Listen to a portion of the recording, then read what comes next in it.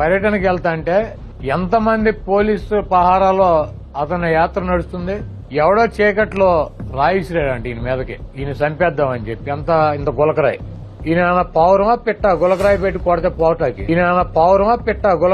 కొడితే పోటాకి. ఎవడిసురుతాడు? పక్కింటి హీరోని తీసుకొచ్చి అదాలం ఎక్కాలని చూస్తున్నావు కాబట్టి నీ తాలూకు ఎవడు ఇసురుంటాడు. ఆయన పార్టీ కార్యకర్తలతో గులకరాళ్ళు ఎంచుకోవటం. ఎమోషనల్ కనెక్టివిటీ అని ఒకటి ఉంటుంది. మీరు దేశంలో ఏది జరిగినా కూడా వైలెన్స్ డైరెక్ట్ గా సంబంధం ఉన్న వాళ్లే చేయరు. వ్యక్తిగతంగా అభిమానించే వాళ్ళు ఉంటారు, వ్యక్తిగతంగా దురభిమానం చూపెట్టే వాళ్ళు ఉంటారు. వాళ్ళు ఎవరెవరో ఏదో చేయొచ్చు.